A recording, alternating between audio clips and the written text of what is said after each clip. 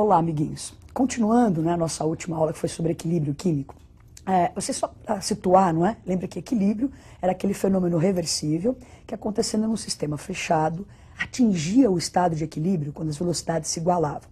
Estando nesse estado de equilíbrio, a energia armazenada pelas moléculas era a menor possível. Então, era uma situação estável, de estabilidade, de equilíbrio. Se você está numa situação dessa, você não quer sair de lá por nada, não é? Estou em Cancún nas minhas férias, curtindo uma praia belíssima, um lugar agradável. De repente, a notícia de um maremoto. Você não vai se assustar e não vai querer ir embora para o Brasil, não é? Então, o que acontece? Se eu estou numa situação de equilíbrio e algum fator externo sofre mudanças, isso pode afetar o equilíbrio. Quer dizer, afetar e deslocar esse equilíbrio. Quem estudou esse deslocamento de equilíbrio foi um francês chamado Le Chatelier. Então, é o princípio de Le Chatelier que rege o deslocamento de equilíbrio. Dá uma olhadinha na tela. Então, esse princípio de Le Chatelier funciona assim, ó, princípio de fuga ante uma força, ante uma ação.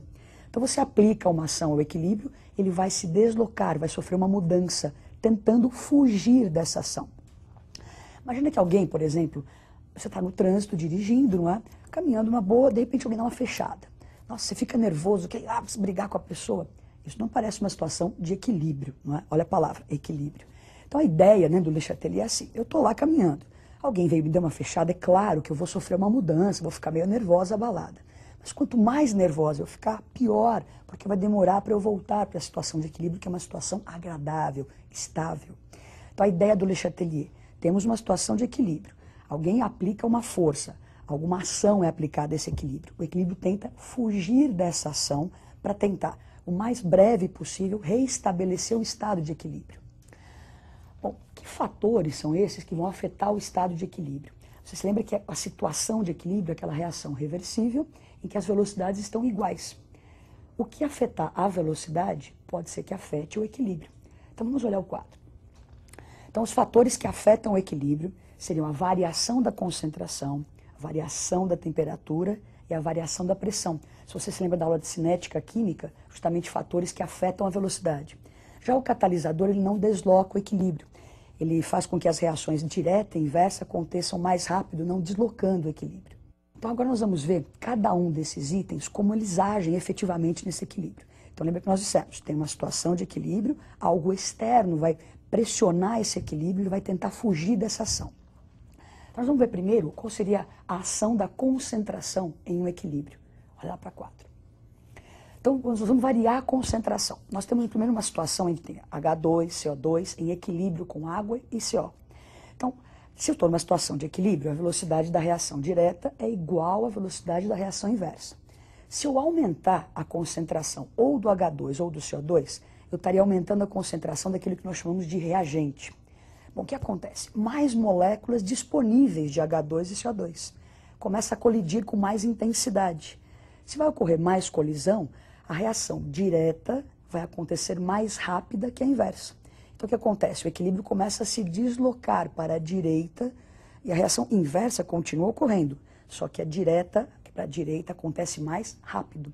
Então, nesse momento em que você aumentou o H2 e aumentou o CO2, o equilíbrio começa a se movimentar para a direita. Bom, então nós acabamos de ver teoricamente como isso funciona. Então, aumentou a concentração, desloca o equilíbrio. Vamos ver uma animação para tentar compreender isso com as moléculas lá interagindo. Então, nós temos uma situação inicial, lembra que equilíbrio, coexistem reagentes e produtos, né? Está todo mundo morando junto dentro do sistema, com velocidade igual, a reação acontecendo com velocidade igual. Então, eu tenho a molécula de H2, a molécula de CO, de CO2 e de água. À medida que você começa a aumentar o H2 e o CO2, vai deslocar o equilíbrio para a direita, como nós vimos teoricamente. Então, começam a surgir mais moléculas de vapor de água e de CO, como você observa aí. Bom, então, nós vimos agora o efeito do aumento da concentração. Agora, vamos ver o que acontece se você diminuir a concentração daquelas mesmas substâncias. Vamos olhar lá para o quadro. Então, nós temos ali, ó, agora se eu diminuir a concentração de H2 e CO2. Se eu retirar H2 e CO2, eu diminuo o número de moléculas deste lado, que são os reagentes. Portanto, as moléculas do produto começam a se chocar com mais intensidade, fazendo com que a reação inversa aconteça mais rápido que a direta. Então, o que aconteceu? Diminuímos o H2 e o CO2, água e CO começam a reagir mais intensamente, caminhando para a esquerda, deslocando o equilíbrio para a esquerda. O que nós vamos fazer agora é também a mesma coisa, para você ver isso com as moléculas lá dentro daquele potinho. Então nós temos a mesma reação, agora a situação que aconteceu, diminuir H2 e diminuir o CO2. Então o que acontece? Você percebe, começa a movimentação dentro do equilíbrio, aumentando, não é? Eu tinha diminuído H2, de repente começa a aumentar a sua produção. Então, aumenta H2, aumenta CO2, tentando repor aquilo que foi retirado do equilíbrio. Então nós vimos agora o efeito da concentração. Vamos organizar isso para ser de uma maneira bem prática, como que você deve agir num exercício. Você lê o exercício, ele falou, variei a concentração. Como é que isso fica? Então dê uma olhadinha no resumo ali. Então se você aumentar a concentração, vai deslocar o equilíbrio sempre no sentido de consumo daquela substância, no sentido contrário ao que ela está. Então a substância está à direita, o equilíbrio vai para a esquerda e vice-versa. Então na próxima tela, se você diminui a concentração de uma substância, desloca o equilíbrio no sentido da sua formação. Então eu retirei a substância, o sentido da sua formação é o mesmo sentido que ela está. Então, se a substância estiver à direita, o equilíbrio vai para a direita, para tentar repor o que estavam tirando do equilíbrio. Então, nós vimos a variação da concentração afetando o equilíbrio. Agora, existe a pressão e a temperatura. Então, não é a pressão. Lembrando o seguinte, né? A pressão vai afetar as substâncias gasosas que estão dentro desse equilíbrio. Imagine uma situação em que você está esparramado, dormindo sozinho numa cama de casal, todo esparramado, não é? Você tem um pesadelo que essa cama começa a virar uma caminha de solteiro. Você meio que, assim, intuitivamente não começa a se encolher nessa cama. O equilíbrio é parecido com isso. Então ele tem uma situação em que ele pode se expandir ou se contrair. Então se alguém aumentar a pressão, ele vai tentar fazer o quê? Se contrair. Nunca é para brigar, é sempre para fugir da ação. Então se alguém aumentar a pressão sobre o equilíbrio, ele se contrai. Se alguém diminuir a pressão, ele vai se expandir. Então vamos olhar isso numa reação química, como é que funciona. Então nós temos lá uma reação PCl3 com Cl2 formando PCl5. Então é uma situação de equilíbrio, todas as substâncias são gasosas, não se esqueçam que a pressão só afeta gases. A proporção em mols vai me dar a proporção em volumes. Então do lado do reagente eu teria um volume de PCl3, um volume de Cl2, totalizando 2 volumes. Do lado do produto eu tenho 1 mol de PCl5, um volume gasoso. Então se você observar essa reação, do reagente para o produto, há uma contração. Eu saio de 2 volumes e vou para 1. Quando eu volto do produto para o reagente, eu tenho uma expansão. Eu saio de 1 volume e vou para 2. Então vamos ver a próxima tela e imaginar o que acontece se a gente variar a pressão nesse equilíbrio. Então se a gente aumentar a pressão, olha o que a gente tinha dito antes, aumenta a pressão, favorece a reação que ocorre com contração de volume. Então aumenta P, a tendência é caminhar para o lado de menor volume. Então nesse equilíbrio, se você olhar a setinha ali, ó, ela está apontando, tem um tamanho maior, é a maneira que a gente pode representar o deslocamento, está deslocando o equilíbrio para a direita, não é formação do PCl5, que era justamente o lado em que há a contração de volume.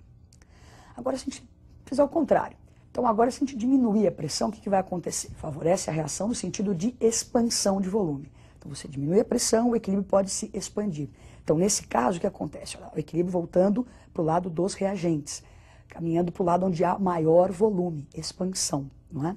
O que a gente pode dizer de tudo isso? O que aconteceu aí, né? Então nós tínhamos lá a situação de equilíbrio inicial, se aumentarmos a pressão, foi um dos exemplos que nós vimos ali, aumentando a pressão, começam a surgir mais moléculas de PCl5, o equilíbrio caminhando no sentido de contração de volume.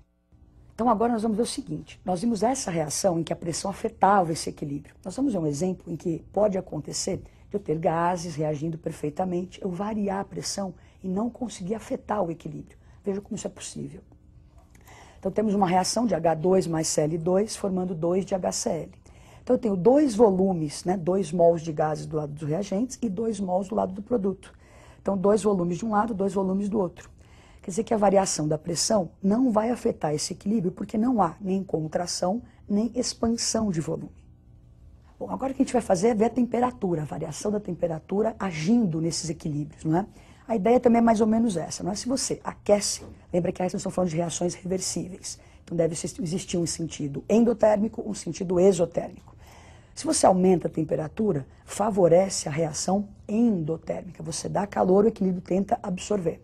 Se você retira, você diminui a temperatura, o equilíbrio vai tentar repor o que você está tirando dele, então vai tentar se deslocar para o sentido exotérmico. Então, olha só para ficar bem claro, não se esqueçam que se você aumentar a temperatura, aumenta a velocidade de qualquer reação química. A reação sempre vai acontecer mais rápido. Só estamos dizendo que favorece uma em relação à outra. Então vamos ver o que acontece com a temperatura ali. Então nós temos a reação de N2 mais O2 formando 2 de NO. O ΔH positivo caracteriza a reação endotérmica. Então a reação direta é endo, a reação inversa é exo. Vamos ver o próximo quadro então, o que acontece? Se eu aumentar a temperatura, como nós já dissemos, favorece a reação endo. Eu estou dando calor, o equilíbrio vai tentar absorver. Então N2 mais O2 iria se deslocar para a direita, a produção do NO iria aumentar, que é justamente o sentido endotérmico da reação. Se você olhar então agora a próxima tela, então, a diminuição da temperatura favorece a reação exotérmica. Nesse exemplo que nós estamos dando aí, o sentido exotérmico era o sentido inverso. Então se você diminuir a temperatura, favorece a produção de N2 e O2. Dá uma olhadinha na tela. Então nós temos lá a situação inicial, com N2O2, 2 de NO. Se eu aumentar a temperatura, vai favorecer o sentido endotérmico. Então vai aumentar a produção de NO. Então você observa que aumenta o número de moléculas de NO. Bom, então nós acabamos de ver assim, os fatores que afetam o equilíbrio, como eles afetam, animações que mostram esse deslocamento de equilíbrio. Façam exercícios, não é? E boa sorte. Até a próxima aula.